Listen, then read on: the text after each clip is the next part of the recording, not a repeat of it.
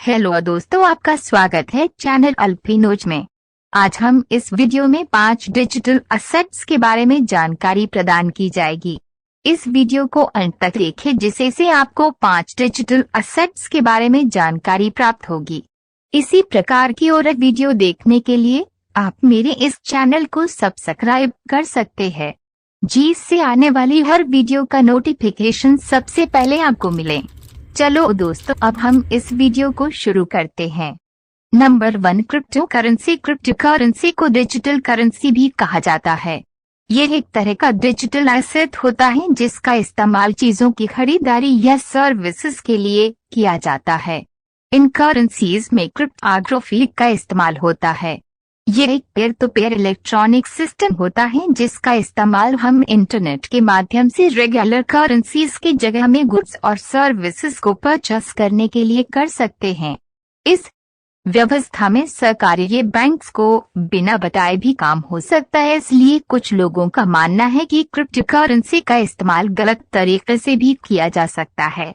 दूसरे करेंसीज जैसे कि भारत में रुपीज, यूएस में डॉलर, यूरोप में यूरो इत्यादि को सरकारें पूरे देश में लागू करते हैं और इस्तेमाल में लाए जाते हैं। ठीक वैसे ही इस करेंसी को भी पूरे दुनिया में इस्तेमाल में लाया जाता है। लेकिन यहाँ समझने वाले यह बात है कि इन क्रिप्टो करेंसीज के ऊपर गवर्नमेंट का कोई भी हाथ नहीं होता है, क्योंकि ये डिसेंट्रलाइज्ड करेंसी होती है। इसलिए इनके ऊपर कोई भी एजेंसी या सरकार या कोई बोर्ड का अधिकार नहीं होता, जिसके चलते इसके मूल्य को रेगुलेट नहीं किया जा सकता। Number 2, NFTs. एनएफटीज यानी कि नॉन फंजिबल टोकन एक तरह का डिजिटल एसेट या डेटा होता है और इसे ब्लॉकचेन पर रिकॉर्ड किया जाता है। एनएफटी एक तरह का डिजिटल टोकन होता है। इसमें आप इमेज, गेम, वीडियो, ट्वीट किसी को भी एनएफटी में बदलकर मोनेटाइज कर सकते हैं। इसमें खास यह है कि इन डिजिटल एसेट को क्रिप्टो करेंसी के जरिए ही खरीदा और बेचा जाता है।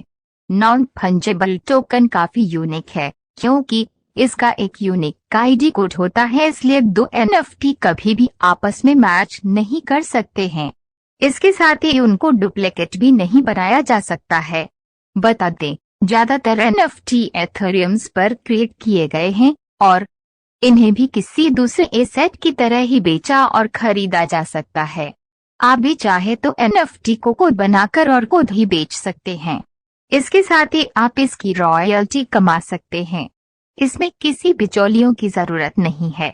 Number 3, stock. स्टॉक या शेयर, जो कि भारत देश में बहुत ही जाने माने नाम है, ये एक कंपनी के स्वामित्व को प्रदर्शित करते हैं। यहाँ तक कि अगर आपके पास किसी कंपनी का केवल एक शेयर भी है तो भी आप उस कंपनी के शेयर होल्डर कहलाएंगे और कुछ निश्चित अधिकारों और पात्रताओं को पाने का दावा कर पाएंगे। भारत में एक बार आईपीओ अथवा प्राथमिक जनवरी प्रस्ताव की प्रक्रिया पूर्ण हो जाने पर शेयर स्टॉक एक्सचेंज पर लिस्टेड हो जाते हैं और आप उस शेयर में ट्रेडिंग कर सकते हैं। ये स्टॉक या शेयर एनएसई एवं बीएसई दोनों में लिस्टेड होते हैं। निगम अपने व्यवसायों को संचालित करने के लिए धन जुटाने के लिए स्टॉक जारी करते हैं। स्टॉक के धारक ने अब निगम का एक टुकड़ा खरीदा है और आयोजित शेयरों के प्रकार के आधार पर इसकी संपत्ति और कमाई का एक हिस्सा हो सकता है। दूसरे शब्दों में, एक शेयर धारक अब जारी करने वाली कंपनी का मालिक है। स्वामित्व एक व्यक्ति द्वारा बकाया शेयरों की संख्या के सापेक्ष शेयरों की संख्या से निर्धारित होता है। उदाहरण के लिए, यदि किसी कंपनी के पास स्टॉक के 1000 शेयर बकाया हैं और एक व्यक्ति के पास 100 शेयर हैं, तो वह व्यक्ति कंपनी का 10% संपत्ति और कमाई का दावा करेगा। Number 4, startups. आपने कंपनी के बारे में तो सुना होगा, लेकिन क्या आप जानते हैं कि स्टार्टअप कंपनी क्या है? इस स्टार्टअप शब्द को लोग बहुत से नए वेंचर्स के साथ भी जोड़ते हैं। उनका मानना ये है कि ये कंपनीज कुछ इस प्रकार के होते हैं कि जहां युवा लोग कुछ अपना नया वेंचर स्टार्ट करते हैं, वो किसी टेक बेस्ड कंपनीज हो या कोई अपनी ही नई इनोवेटिव प्रोडक्ट हो। लेकिन सवाल उठता है कि क्या सही में स्टार्टअप कंपनीज का सही मायने में अर्थ यही है? एक स्टार्टअप कंपनी या स्टार्टअप उसे कहते हैं जो कि एक ऐसा ऑर्गेनाइजेशन है जिसे डिजाइन किया जाता है एक बड़े स्केलेबल और रेपीटेबल बिजनेस मॉडल को प्राप्त करने के लिए। ये कंपनीज अक्सर नए बने हुए होते हैं और ये डेवलपमेंट के फेज में होते हैं जिन्हें की दमदार मार्केट रिसर्च की जरूरत होती है। Number 5 index funds mutual fund की ही एक मशहूर कैटेगरी है इंडेक्स फंड, जिसमें कम जोखिम में हाई रिटर्न का फायदा उठाया जा सकता है।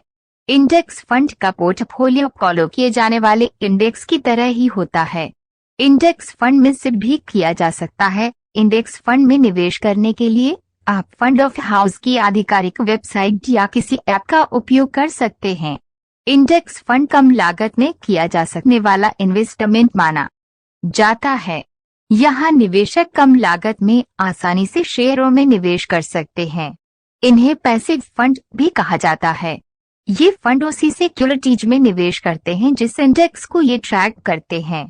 इंडेक्स शेयर बाजार के प्रदर्शन को ट्रैक करने वाला वेटेज एवरेज कंपोजिट स्कोर होता है। इसका कैलकुलेशन करने के लिए कुछ चुनिंदा ऐसे शेयरों की कीमतों को लेकर किया जाता है जो बाजार के रिप्रेजेंटेटिव होते हैं, जैसे कई BSE का, सेंसेक्स और NSE का निफ्टी। दोस्तों, ये वीडियो आपको पसंद आई है तो आप इसे लाइक व शेयर कर सकते हैं। यदि आप इस तरह की वीडियो और देखना चाहते हैं तो आप मेरे इस चैनल को सब्सक्राइब अवश्य करें। वे बेल आइकन को भी प्रेस करें जिससे मेरी अगली वीडियो का नोटिफिकेशन सबसे पहले आपको मिले। वीडियो देखने के लिए आपका बहुत बहुत शुक्रिया।